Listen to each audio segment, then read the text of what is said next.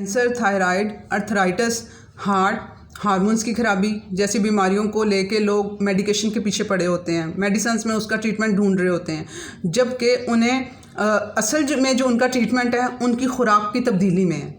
اپنے 4 سال کی اسٹڈی سے جو میں جس نتیجے پہ میں پہنچ پائی ہوں وہ یہ ہے کہ فوڈ از میڈیسن۔ ہم لوگوں کو اپنی خوراک کو اپنے زبان کے چسکے کے لیے نہیں دیکھنا، اپنے اس کے لیے نہیں دیکھنا کہ بھی ہمیں کیا اچھا لگتا ہے، کیا مزیدار لگ رہا ہے، کیا برا لگتا ہے ہم لوگوں کو۔ آپ لوگوں نے خوراک کو اس نظر سے دیکھنا شروع کریں کہ یہ ہماری ایک میڈیسن کی طرح کام کر رہی ہے۔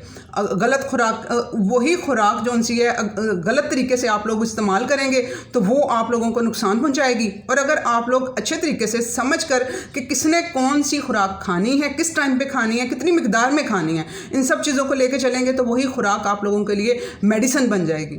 لوگ سفر پہ جانے کے لیے اپنی میڈیکیشن کا بہت خیال رکھ رہے ہوتے ہیں کہ ہمیں کون سی میڈیسن ساتھ لے کے جانی ہے۔ کنسلٹنسی میرے سے ایک فیمیل لے رہی ہیں، انہوں نے عمرے کے لیے جانا تھا تو وہ مجھے کہتی ہیں کہ مجھے میڈیسنز بتا، کیونکہ وہ کولیسٹرول، بلڈ پریشر، تھائرائڈ کی پیشنٹ، وہ اس سے بھی اور بھی ساری ان کے اندر ساری بیماریاں ان کے اندر چل رہی ہیں، تو وہ انہوں نے کہا کہ ساجدہ مجھے بتا دیں کہ میں کون کون سی میڈیسنز اپنے ساتھ لے کے جاؤں۔ تو میرا انہیں کہنا تھا کہ آپ لوگوں نے میڈیسن صرف ایک احتیاط کے طور پہ وہ جو آپ نے لے کے جانی ہے وہ رکھیں گی۔ آپ نے یہاں پہ فکر کرنی ہے کہ آپ کو کھانا کیا ہے۔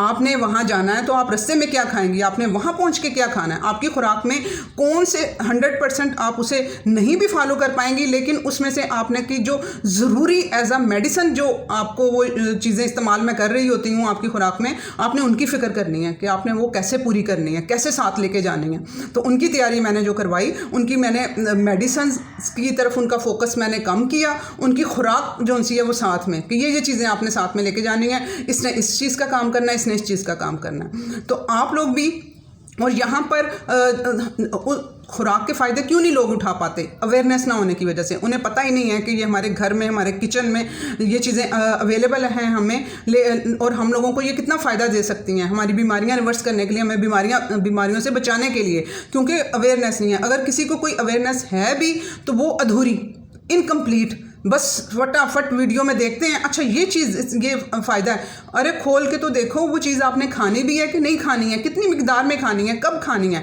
میں نے یہ ویڈیو کانجی سے ریلیٹڈ میں نے ڈالا تھا، اور اس میں نیچے کمنٹس آ رہے ہیں کانجی بنانے کا طریقہ بتا دیں، اس میں نے سب کچھ بتایا ہوا ہے۔ ارے بھائی پہلے کھول کے تو دیکھو ویڈیو، آپ نے وہ پینی بھی ہے کہ نہیں پینی ہے۔ تو اس وجہ سے آپ لوگ بھی ویڈیو کمپلیٹ سنا کریں اور اس کو سمجھ کے چلیں گے تو بہت آسان ہو جائے گا آپ کے لیے۔ آج کی ویڈیو میں سپر فوڈ کی بات کروں گی جو آپ کو کینسر سے، بلڈ پریشر سے، ہارمونز بیلنس کرنے میں، آپ اپنے فیس کی خوبصورتی چاہتے ہیں کہ ہمارے فیس پہ گلو آئے، جو عورتیں ڈھونڈ رہی ہوتی ہیں کریموں میں اور اس طرح سے ان کے پیچھے بھاگ رہی ہوتی ہیں، تو وہ آپ لوگ سب اس چیز سے ان سب کا فائدہ حاصل کر سکتے ہیں۔ ٹھیک ہے، السلام علیکم، welcome to listen your body شو۔ میں اپنی health, disease, exercise study, nutrition study کی بیس پہ لوگوں کی ہیلپ کر رہی ہوں، ان کو اویئرنیس دے کے۔ آئیں آپ لوگ بھی ویڈیوز کو سنیں، سمجھیں، امپلیمنٹ کریں اور اس سے فائدہ حاصل کریں، اور تبھی آپ لوگوں کو اور آدھی چیزوں کو مت لے کے چلیں۔ ٹھیک ہے، کوئی ایک ویڈیو دیکھ لی کھانے والی کہ یہ اچھا یہ چیز ہے، جب تک آپ ساری ویڈیوز کو نہیں سنیں گے، سمجھیں گے نہیں، آپ کو نہیں پتہ چلے گا کہ ہم بیماری کے کس لیول پہ کھڑے ہیں اور ہم لوگوں کے لیے کون سی چیز صحیح ہے، کون سی غلط ہے۔ یہ تبھی پتہ چل سکے گا جب آپ لوگ ہر چیز کے ساتھ، ہر ویڈیو کے ساتھ ان ٹچ رہیں گے تو۔ اچھا، اب یہ جو سپر فوڈ ہے یہ اینٹی کینسر ہے۔ کینسر کو یہ ریسرچ بیس اسٹڈیز ہیں، 30 to 40% یہ کینسر کو کم کر دیتی ہے نا مزے کی چیز کہ آپ لوگوں کو اپنے کینسر کو ختم کرنے کے لیے ایکسرسائزز، واک، یہ والی خوراک ایڈ کرو، وہ والی خوراک ایڈ کرو۔ ان سب کے علاوہ آپ کا جو 30% کینسر ہے اس کے چانسز جن کو نہیں ہیں، جو بچنا چاہتے ہیں کینسر سے، کیونکہ کینسر کیا ہوتا ہے، جو آپ کے جو سیل ہیں وہ جب کام کرنا چھوڑ دیتے ہیں وہ پھر ڈیمیج ہونا شروع ہوتے ہیں، تو پھر وہ ریپیٹ ہونا شروع ہو جاتے ہیں۔ اچھا، تو یہ کینسر سے آپ لوگوں کو بچاتی ہے، اور کینسر جن کو ہے ان کا یہ کینسر ختم کرنے میں مدد کرے گی۔ بیٹھے بٹھائے آپ وہ اپنی خوراک میں ایڈ کر لو گے تو آپ کا وہ ایڈیشن ہو جائے گا کینسر کے ریورس کے لیے۔ اس کے بعد جو ہارٹ کی ڈیزیز کو لے کے ہمارے جو پوری دنیا میں 35% جو ڈیتھ ہو رہی ہے نا اس میں ہارٹ سے ریلیٹڈ ہے. ٹھیک ہے, اس میں ینگ بچے بچیاں بھی شامل ہو گئے ہیں. ٹھیک ہے, ہارٹ اٹیک ہو رہے ہیں, اس کی خوراک کا غلط استعمال اور لائف سٹائل جو ہے وہ غلط قسم کا وجہ بن رہا ہے. تو وہ ہارٹ کے لیے لوگ یہاں پر پتہ کیا, میں جہاں جاب کرتی ہوں نا وہ گروپ آف کمپنیز ہیں. ٹھیک ہے, جو دوسری کمپنی ہے ہمارے ساتھ ہی ان کا آفس ہے. تو میں ایک دن نماز کے لیے ان کے آفس میں گئی, تو وہاں پر میں نے ایک فیمیل وہاں پہ جاب کرتی ہیں, تو وہ 50+ ہیں, دبلی پتلی سی اسمارٹ. ٹھیک ہے, اور وہ ٹیبلٹ کھا رہی تھیں. ایک میں نے ان سے پوچھا یہ آپ کس چیز کی میڈیسن کھا رہی ہیں؟ انہوں نے کہا یہ میں کولیسٹرول کی میڈیسن کھا رہی ہوں, ڈاکٹر نے مجھے کہا ہے کہ یہ آپ نے روز کی 1 گولی کھانی ہے. میں جی انڈے کی زردی بھی نہیں لیتی ہوں, میں صرف 2 سفیدیاں انڈے کی اور ساتھ میں بریڈ وغیرہ لے کے آتی ہوں, اور میں کوئی فیٹ والی چیزیں کچھ بھی نہیں لیتی ہوں. اب دیکھیں, جب ہارٹ آپ کا جو سا ہے, ہارٹ میں مسئلہ آپ کا آیا ہوا ہے, اس کے پیچھے کولیسٹرول نہیں ہے. آپ کی باڈی اگر زیادہ کولیسٹرول بنا رہی ہے تو وہ کس وجہ سے بنا رہی ہے؟ آپ جب باہر سے کولیسٹرول ہم لوگ خوراک کے تھرو دینا چھوڑ دیتے ہیں نا, جسم کو تو چاہیے.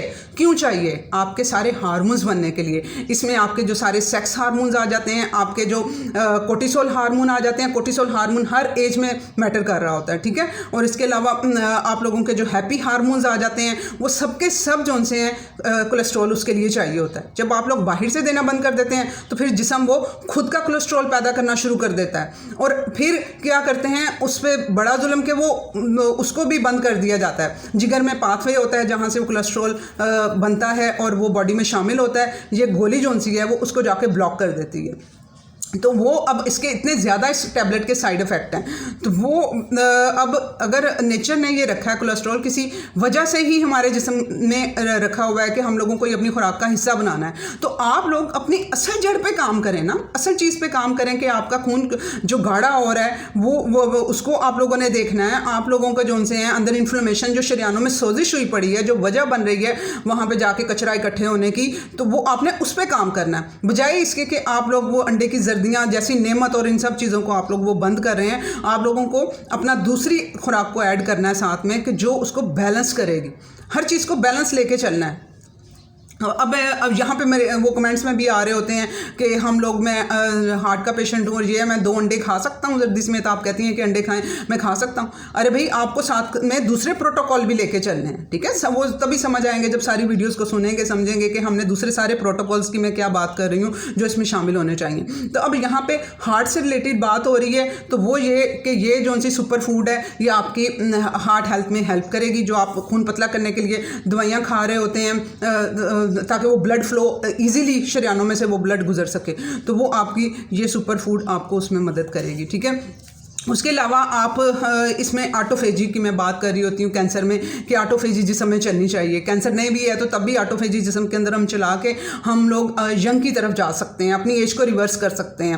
آٹوفیجی میں ایک تو آپ کو میں لے کے چل رہی ہوتی ہوں انٹرمیٹنٹ فاسٹنگ, کہ آپ لوگ انٹرمیٹنٹ فاسٹنگ پہ میں زور دے رہی ہوتی ہوں کہ آپ لوگ انٹرمیٹنٹ فاسٹنگ کریں, تو وہ آپ کو ہیلپ کرے گی آٹوفیجی میں. دوسرا, آپ اپنی خوراک میں ایسی خوراک شامل کر کے جو آٹوفیجی کو بوسٹ کر دے.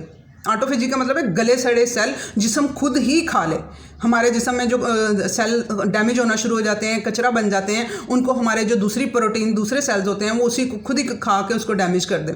اب اس کے لیے آپ کو اپنی خوراک میں وہ چیزیں سپر فوڈز ایڈ کرنی ہوں گی جو کہ آپ کی آٹوفیجی کو تیز کر سکیں. ٹھیک ہے, وہ آپ کو کینسر سے بھی بچائیں گے. اس کے علاوہ آٹوفیجی صرف کینسر والوں کے لیے نہیں ہے جو ٹھیک ہے. اب میں جس طرح سے ہوں الحمدللہ مجھے کوئی ایشو نہیں ہے, تو میں اپنی آٹوفیجی میں چاہ رہی ہوتی ہوں میری باڈی میں آٹوفیجی ہو. میرے جو اتنے سالوں سے کچرا اکٹھا ہوا پڑا ہے, جب میں نہیں جانتی تھی, میرا ان ہیلدی لائف سٹائل تھا اور میرے اتنے ایشوز ساتھ میں لے کے چل رہی تھی جو کہ due to pressure of work. ٹھیک ہے, خود کو ٹائم نہ دینا, اچھی خوراک نہیں لینی, خوراک میں جو چیزیں شامل ہونی چاہیے اپنی طرف سے میں وہ ایفرٹ کر رہی ہوتی تھی, لیکن جو چیزیں شامل ہونی چاہیے وہ میں لے ہی نہیں رہی ہوتی تھی. پتہ نہیں کتنے سال میں نے انڈے نہیں کھائے, دیسی گھی نہیں کھائے. ٹھیک ہے, وہ پھیکے کھانوں پہ کہ اس کو پریفر کر رہے ہوتے تھے جو اپنی سمجھ کے مطابق یہ تھا. جب میں نے یہ ساری اسٹڈیز نیوٹریشن کو پڑھنا سٹارٹ کیا تو سمجھ مجھے تب آئی کہ کھانا کیا چاہیے ہم لوگوں کو. تو اب اس کے لیے آپ لوگوں کو اپنی خوراک میں ایسی چیزیں شامل کرنا ہوں گی. ٹھیک ہے, اب آپ لوگوں کو جو سردی لگنا, بار بار فلو ہو جانا, اس میں آپ کو یہ ہیلپ کرے گا.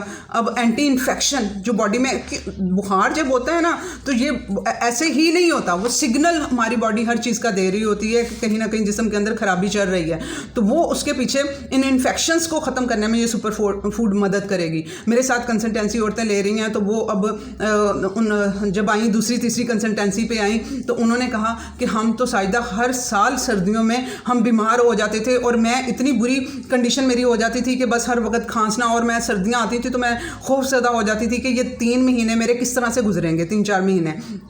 وہ بتاتی ہیں کہ مجھے تو پتہ ہی نہیں چلا اس مرتبہ کہ میرے وہ کھانسی اور بار بار فلو ہونا اس طرح کا میرے ساتھ کچھ بھی نہیں ہوا, کوئی اٹیک مجھے اس طرح کا نہیں آیا. ادروائز مجھے پتہ نہیں سردیوں میں کتنی بار یہ اٹیک آ جاتے تھے اور میں پانی میں ہاتھ ڈالتے ہوئے بھی ڈر رہی ہوتی تھی, بڑی مشکل سے میں اپنے گھر کے کام کر پا رہی ہوتی تھی. تو اس کی وجہ کیا ہے کہ سپر فوڈس میں نے ایڈ کی ہوئی ہیں ان کی ڈائٹ میں. وہ سپر فوڈس ان کو ہیلپ کر رہی ہوتی ہیں آپ کے انفیکشنز ہونے میں, آپ کے جو اینٹی بیکٹیریل اینٹی فنگل کام کر رہی ہوتی ہیں. تو آپ لوگ بھی اس سے فائدہ حاصل کریں سپر فوڈ سے, ٹھیک ہے. جو الزائمرز, ڈیمینشیا, یہاں پہ ہماری جو وقت گزرنے کے ساتھ ساتھ ہماری جو یادداشت پہ اثر ہو رہا ہوتا ہے وہ ایک ایج فیکٹر نہیں ہے, ٹھیک ہے. یہ بالکل پروو ہو گیا ہے اور میں 48 ایئر کی ہوں, ٹھیک ہے. میرے اب وہ انرجی لیول ہیں جو میرے پیچھے 25-30 سال میں نہیں تھے. میں اتنا فوکس کر کے اسٹڈی نہیں کر پا رہی تھی تب جتنا میں اب کر پا رہی ہوتی ہوں, ٹھیک ہے. میرا جاب بھی چل رہی ہوتی ہے, میرا گھر بھی چل رہا ہوتا ہے, میری اسٹڈی بھی چل رہی ہوتی ہے, میرا چینل بھی چل رہا ہوتا ہے, میری کنسلٹینسیز بھی چل رہی ہوتی ہیں ماشاء اللہ سے, الحمدللہ. وہ اب میں جیسے جیسے ایج میری بڑھتی جا رہی ہے اتنا میرا فوکس بڑھتا جا رہا ہے کیونکہ میں نے اپنی ڈائٹ میں سپر فوڈس ڈالی ہوئی ہیں, ٹھیک ہے. اچھا, اب یہاں پہ مینوپوزل عورتیں جن کو پیریڈس ماہواری بند ہو جاتی ہے, پہلا اٹیک ان کی ہڈیوں پہ ہوتا ہے, ٹھیک ہے. جب مینوپوز کی طرف وہ جاتی ہیں پہلا اٹیک ہڈیوں پہ ان کے آتا ہے, اور وہ اور ہڈیوں کے لیے پتہ کیا سمجھا جاتا ہے کہ صرف جی دودھ ہماری ہڈیوں کو طاقتور بنائے گا. اور میں ایسے لوگوں کو بھی جانتی ہوں جو دودھ پہ زور دے رہے ہوتے ہیں کہ جی ہمیں ہڈیوں کی مضبوطی کے لیے دودھ چاہیے, اور یہ بڑھاپے والی ایج میں جا کے 40+ میں جا کے ہم لوگوں کے لیے دودھ ضروری ہو جاتا ہے. سائنس نے یہ پروف کر دیا ہوا ہے کہ دودھ کا جو سا ہے وہ اس میں کوئی رول نہیں ہے آپ لوگوں کی ہڈیوں کو مضبوط کرنے کے لیے, ٹھیک ہے. کیلشیم کے اور بھی بہت سورسز ہیں, کیلشیم چاہیے ہوتا ہے ہمیں ہڈیوں کے لیے, اس کے اور بھی بہت سورسز ہیں, ٹھیک ہے. دودھ کو ڈائجسٹ کرنا اور جو اس میں دوسرے ہارمونز اور وہ سارا کچھ ایشوز آ چکے ہوئے ہیں تو وہ ایک ہیلدی ڈائٹ نہیں رہا ہے. اس لیے آپ کو اپنی ڈائٹ میں ایسی خوراک شامل کرنی ہوگی جو آپ کی ہڈیوں کو اس کی ڈینسٹی بڑھائے. کیوں عورتیں ذرا سا تھوڑا سا گری ہیں, ان کا پاؤں تھوڑا سا مرا ہے, ان کی ہڈی ٹوٹ گئی, کولے کی ہڈی ٹوٹ گئی, تو وہ یہ ان چکروں میں عورتیں پڑ جاتی ہیں جب ان کا مینوپوز ہوتا ہے. تو وہ اس کی وجہ یہ ہوتی ہے کہ ان کی ڈینسٹی ہڈیوں کی ختم ہو جاتی ہے, اوپر سے وہ کیلشیم کی گولیاں گھول کے پی کے, اس کے علاوہ دودھ پی کے وہ اور انہوں نے اپنی ہڈیوں کو جو سا ہے نا وہ اس کی ڈینسٹی کو ویک کیا ہوا ہوتا ہے. تو وہ یہ سپر فوڈ آپ لوگوں کی ہڈیوں کو مضبوط کرنے میں بھی مدد کرے گی, ٹھیک ہے. ایسے ہی آپ نے یہ مکس کمبینیشن لے کے چلنے ہوتے ہیں ڈائٹ میں جو آپ لوگوں کو تھوڑا کر کے وہ چیزیں پوری کر رہی ہوں, بجائے اس کے کہ غلط ڈائٹ کو آپ لوگ وہ لیتے جائیں. آپ کی تھکاوٹ کو دور کریں گی, لوگوں کے انرجی لیول بڑھ رہے ہیں جو میرے ساتھ چل رہی ہیں بتا رہی ہیں کہ ہم پہلے 15 منٹ بھی کچن میں کھڑا ہونا مشکل ہو رہا ہوتا تھا, اور ساجدہ اب تو میں واک بھی کر رہی ہوتی ہوں, ایکسرسائز کر رہی ہوتی ہوں, میں ساتھ میں اپنے گھر کے کام بھی کر رہی ہوتی ہوں. یہ سب کچھ انرجی لیول آپ لوگ بھی یوز کریں گے, آپ لوگوں کے بھی انرجی لیول بڑھنا شروع ہوں گے انشاءاللہ تعالیٰ. ایک بہت اہم چیز UTI ایشو, ینگ بچیوں کو تو یہ ایشو آ ہی رہا ہے, اسپیشلی جو مینوپوزل فیمیل ہوتی ہیں 40+ 45+ عورتیں جو ہوتی ہیں ان کو UTI ایشو جو ان سے ایکولائی بیکٹیریا ہوتا ہے وہ گرو کر جاتا ہے, ٹھیک ہے.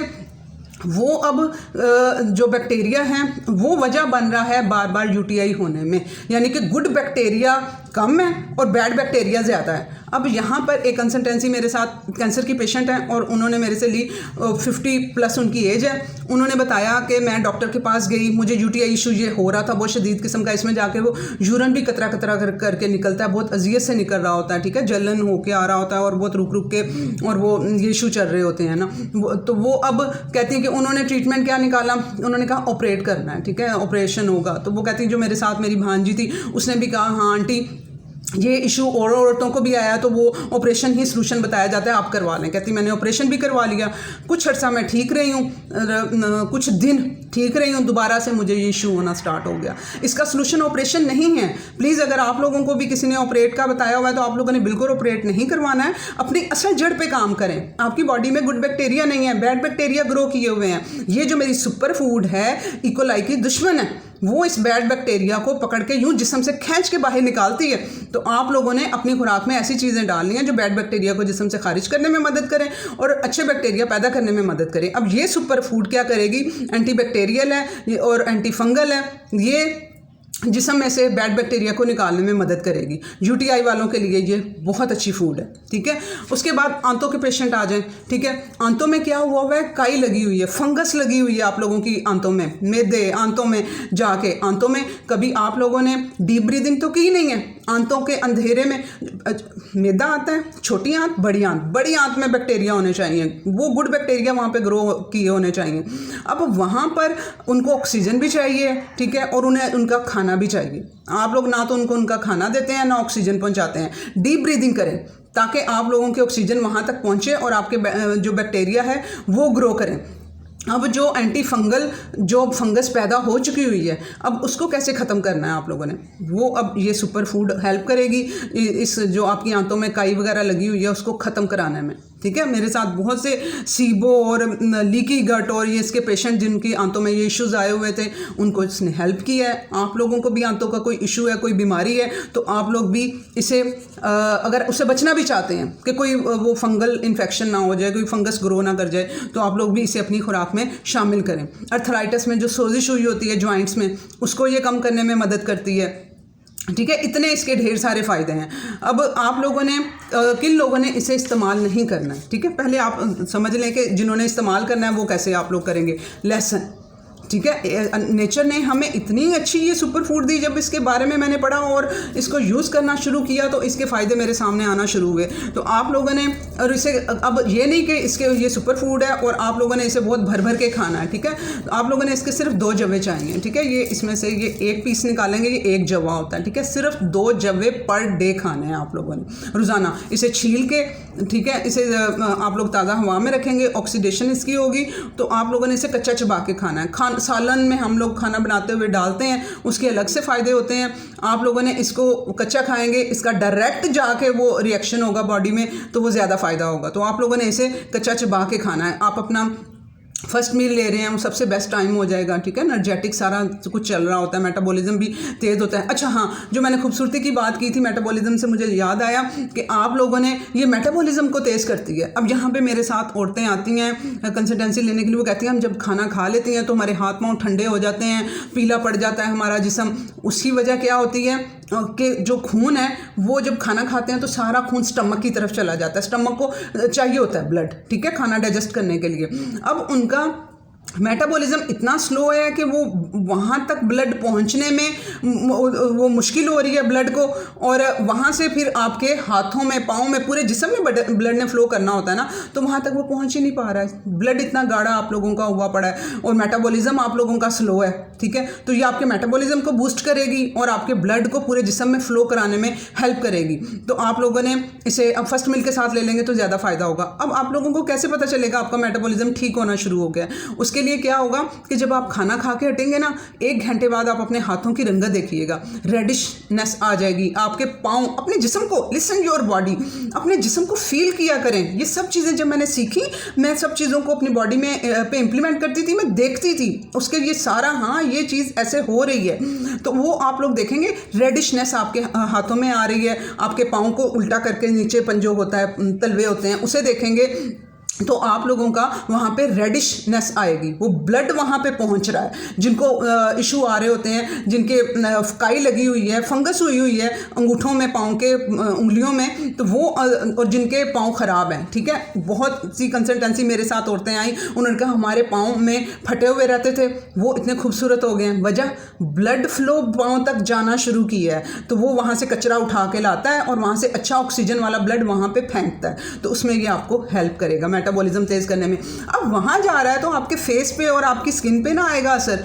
तो ये फिर इसी तरह से यही ब्लड मूवमेंट अच्छे से करेगा और सारा ब्लड जो ऑक्सीजन से भरा हुआ आपके फेस पे भी आएगा, तो आपको किसी क्रीम की ज़रूरत नहीं होगी, ये ब्लड ऑक्सीजन और न्यूट्रिएंट आपके फेस तक भी पहुंचाएगा, ठीक है, तो उसमें भी आपकी हेल्प करेगा। अब ये होगी बात, अब किन लोगों ने इसे यूज़ नहीं करना, जो प्रेग्नेंट फीमेल्स हैं, ठीक है, वो इसे इस्तेमाल नहीं करेंगी। जो सालन में आप लोग कर सकते हैं, जो मुनासिब मिकदार में यूज़ किया जाता है, उसे इस तरह से कच्चा नहीं खाएंगी वो, ठीक है। उसके अलावा जो दूध पिलाती हैं बच्चों को, वो यूज़ नहीं करेंगी। अगर किसी की ब्लीडिंग बहुत ज़्यादा होती है, ठीक है, वो पोटाशियम डेफिशिएंट है, उन्हें अपने पोटाशियम के लेवल को भी अच्छा करना है, इस पर मैंने वीडियो भी बनाया हुआ है, ठीक है, जिनकी ब्लीडिंग नहीं रुकती। उसके अलावा विटामिन K2 भी उनमें डेफिशिएंट होती हैं, वो उन्होंने वो भी अपना पूरा करना है। तो आप लोगों ने जिनको ब्लीडिंग हो जाए, कहीं कट लग जाए तो ब्लड नहीं रुकता, तो उन लोगों ने इसका ज़्यादा इस्तेमाल नहीं करना। उसके अलावा जिन लोगों की सर्जरी हुई है, ठीक है, ऑपरेशन हुए हैं, आप लोगों ने इसे यूज़ नहीं करना है। आप लोगों ने जब आपकी सर्जरी, आपका ज़ख्म भर जाएगा, उसके बाद आप इसे यूज़ कर सकेंगे, ठीक है। सर्जरी हुई है, 1-1.5 महीना जो आपने लेना होता है रिकवरी के लिए वो लें, उसके बाद इसे यूज़ करें। अब प्लीज़ इस वीडियो को शेयर करें, बहुत सी औरतों को इसकी ज़रूरत है। अल्लाह हाफ़िज़।